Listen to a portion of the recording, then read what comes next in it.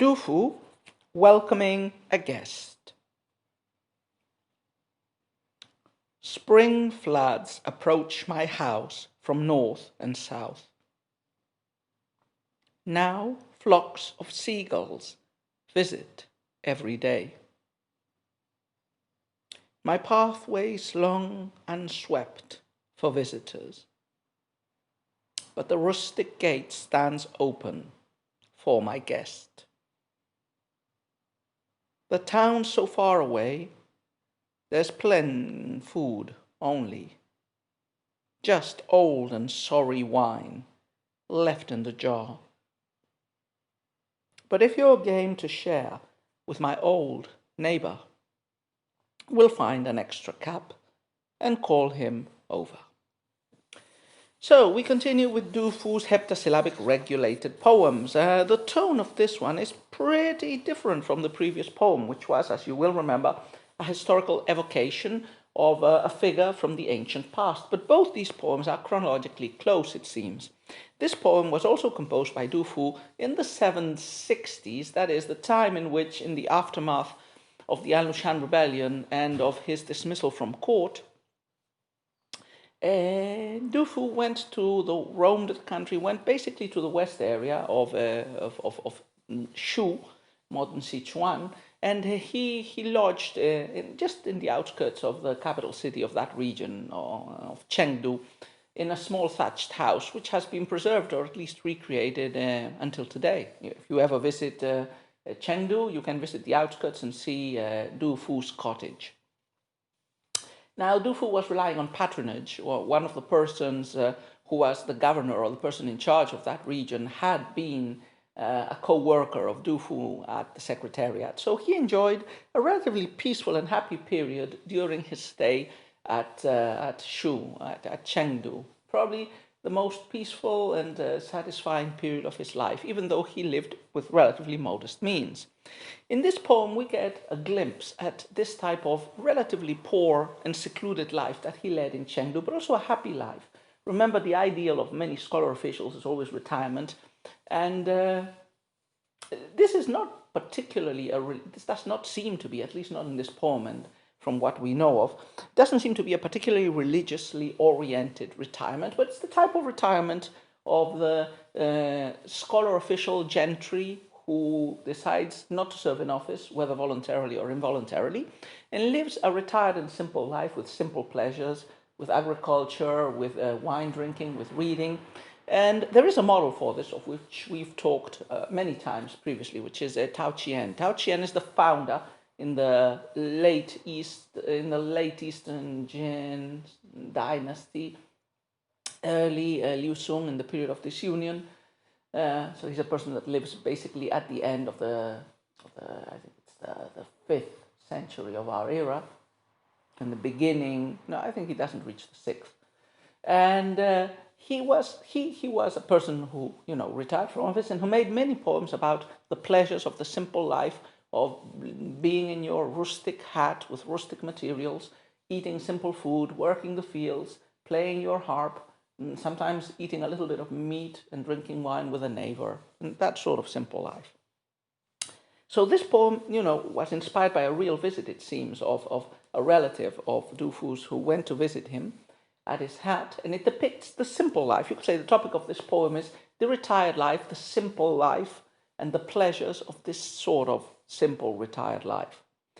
And nevertheless, as I said, it feels like a variation on a theme by Tao Qian and similar gentry scholar in retirement type of poetry that had been in common use, had been written since the period of disunion. It feels like you have these versions like Jimi Hendrix doing a version of All Along the Watchtower by Bob Dylan. So this feels very strongly like Du Fu's take on Tao Qian. Tao Qian has a poem that is just like this one. Of course, it doesn't follow the heptasyllabic regulated verse, which was invented in the Tang dynasty. So it's more of an old style verse. But, the subject matter of that poem and this poem, they're practically the same. And even some of the images are practically the same. So, topic of the poem, the retired life, and as usual, let's take a look at it couplet by couplet. First couplet. Spring floods approach my house from north and south. Now flocks of seagulls visit every day. So the first couplet, as usual, locates us, and this locates us spatially and chronologically. So we know it's spring, because the poem starts with spring floods, and we have a house which seems to be surrounded by those waters from the north and from the south. So we might imagine that Du Fu's hat is located close to rivers or surrounded by rivers. It might be an islet or an island or similar enough. And when the heavy spring rain falls, the house feels isolated like an island. So the emphasis seems to be on this image of isolation, of the man is an island, because he is living in retirement and he is relatively cut off from the outside world. This cutting off is not negative. It could be. In a lot of Chinese poems, this is a negative image. But, the second line seems to emphasize that this is not a negative state for Du Fu. He says, flocks of seagulls visit every day. Don't think there would have been too many seagulls in Chengdu, which is very far from the sea. But, this connects with a Taoist image, which has appeared in some previous poems and which we've commented. The man playing with the seagulls, this appeared in After Long Rain, written at Wangchuan village by Wang Wei 3 or 4 poems ago. In the Taoist, I think it's the Taoist text, the Chuang Tzu, or it could be in the Liezi, there is this image of a young man who was without vile or evil intentions, and so seagulls came to play with him, until one day his father told him, hey, catch some of those seagulls, and then the seagulls stopped being with him. So consorting with seagulls, being visited by them, seems to, it's a trope, it's an image that connotes living the Taoist peaceful retired life of no wishes, of no social ambitions, just the pure life of communion with nature.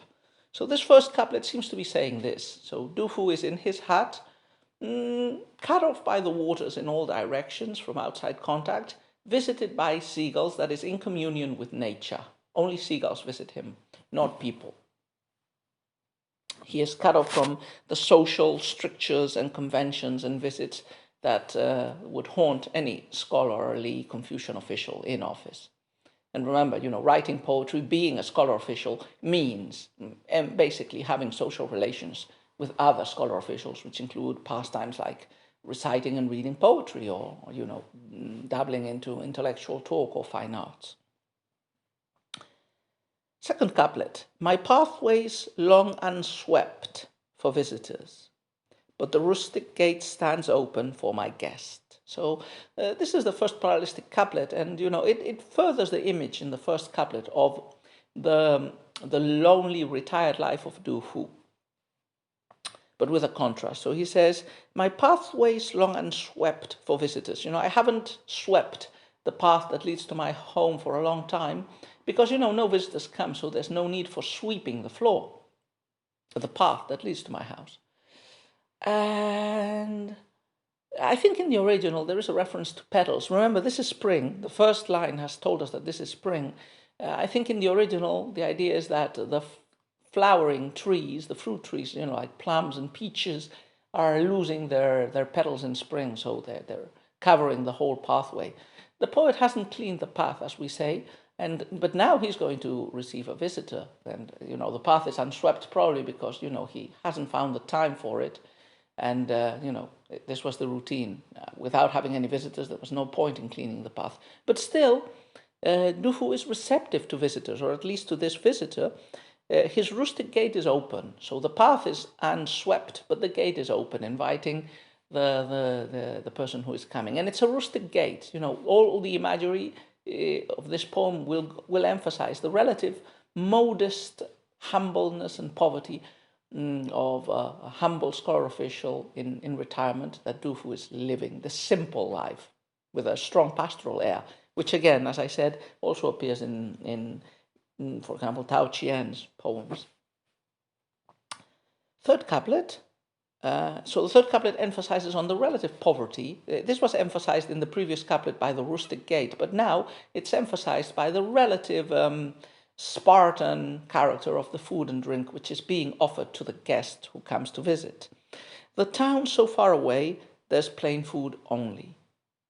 Just old and sorry wine left in the jar. So the visitor, the guest who is being welcomed, is not going to be treated with, any luxurious exotic food, fancy meat, spicy foods. No, just a simple food that a person in this sort of rustic life would eat, which would be mainly some gruel made from cereals, from millet probably, and not much else. And sort of porridge, rudimentary porridge, and perhaps some vegetables, self-grown in the garden. And of course, wine. This would be, we're talking of alcohol produced by fermenting grains, so not exactly our wine, not grape wine. This is probably millet wine or something more with the consistency of a beer, probably. But this is old wine, yeah, old and sorry wine, as opposed to our tradition. In this time, the Chinese preferred freshly made wine. They considered it better than old wine, it seems. So the food and drink are not going to be a great thing, but what we are going to enjoy here is each other's company and conversation, not luxurious goods. Remember, this is the simple life. This is not the life of cities, of merchants, of riches. This is not the life of court. And it shouldn't be. Du Fu is contented with this sort of life. And finally, the last couplet. But if you're game to share with my old neighbor, we'll find an extra cup and call him over. So this is a simple life. But if you're happy, and if you are, he is directing himself to his guest here.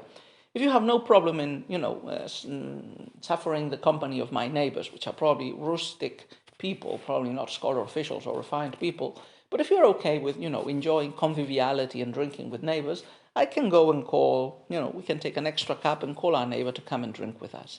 So the social element of Chinese society and of poetry is emphasized here, even if the communion that is being proposed is not between only scholar officials, but also between neighbors who live nearby. In the original, I think the last line is something like, I go over fence, call neighbor. And again, this connects very well with one of the images in one of Tao Chian's poems, in which he is describing his simple life, and in the end he says, well, from time to time, I call my neighbor for a drink and slaughter a chicken. So, quite a bucolic poem. This is a pastoral-like, bucolic type poem, emphasizing the pleasures, the simple pleasures of the retired life beyond riches and worldly ambition. So it's quite a nice take by Du Fu on a topic that, as I said, was a pretty perennial one in Chinese poetry, at least since the 6 dynasties.